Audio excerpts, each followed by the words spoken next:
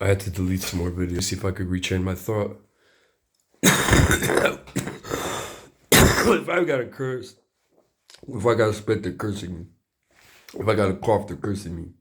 Because I've been in bandos where I taught myself how not to cough. It transgressed both my footwork, the temples and whatnot. And I'm explaining to them why they're doing it. I know this because I'm supposed to be Dr. Paval.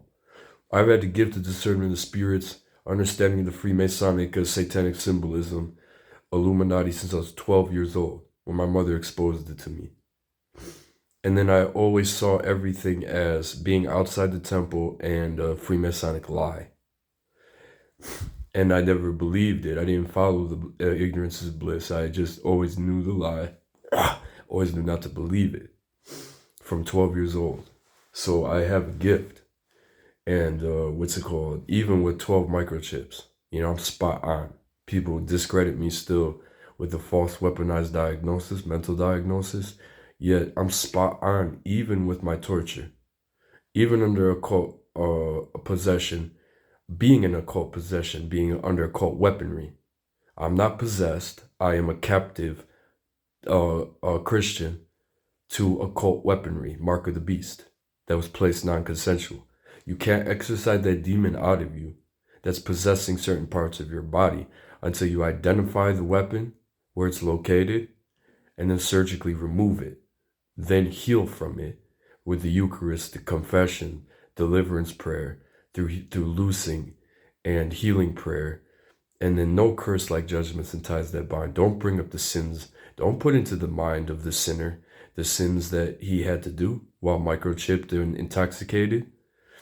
And what was ever in the drink, why it happened. That was on film that he did not know. 15 plus years ago. Why do you keep bringing it up every day in the monastery with females? Like, why are females here anyways, like every day in a cloistered monastic community of men? Why don't you go to a nunnery? And she's expecting me to pump to her, and she's expecting me, I'm hailing the devil, spitting, barking in the church. This one German-Irish female, I have filmed her already. She's sitting in the exact seat during lunchtime when I'm trying to speak to the abbot, where I sit. And then she crosses her legs to make me look at her sexually. You know what I'm saying? Then I spoke to the abbot before 12 o'clock lunch, and he gave me permission to be in this room. I asked him permission to play the keyboard. He gave me permission. And then I was going to ask him about the abandoned hermit cell that Joseph said he spent 5 days in when he got here. And when I went in, miraculously, my phone turned back on after it stopped working.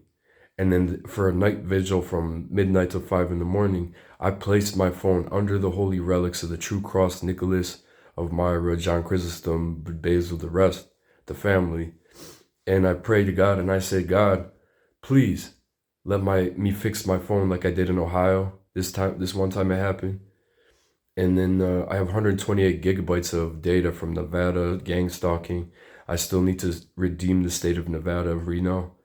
And then the beginning, when I entered this monastery, the transgressors on the roadside and so on and so forth, that made my phone crack for the first time upon entering this monastery. And what's it called?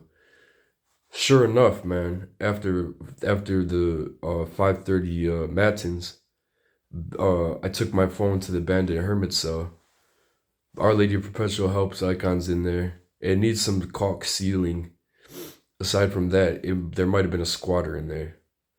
And it looked like a metal piece object that I don't know what it's used for, but it could have been a crack pipe. And with that stated, I don't think it was for crack. I'm just letting everyone know. I secured abandoned buildings, lived in abandoned buildings, Cleveland, Ohio. I used to deliver from places by myself, occult curses from Cleveland bandos, East Cleveland bandos, Detroit bandos, by myself. So don't fuck with me when I go into an abandoned hermit cell here. Anyways, I had a transgression with a monastic. I explained to him what happened to me when I went in that cell. He saw me go in there when I had permission to by Joseph. And then I did not receive permission from the abbot. I was trying to ask him before lunch today. And when I saw that female sitting in my chair, I'm going to show how relevant this is. What's it called? I turned on my phone in that monastic cell. Was completely quiet, isolated from microwave hearing and what's it called? Everyone around me. My phone miraculously shut back on. Hold me, let me pause and receive the Eucharist.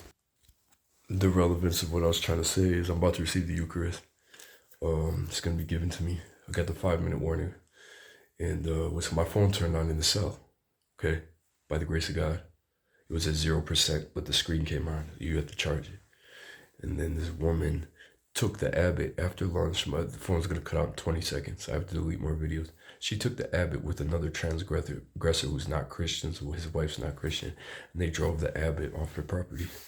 I didn't get a chance to speak to him. I was waiting for him to talk to me, to ask for permission if I could stay in that hermit cell. I got permission from Joseph.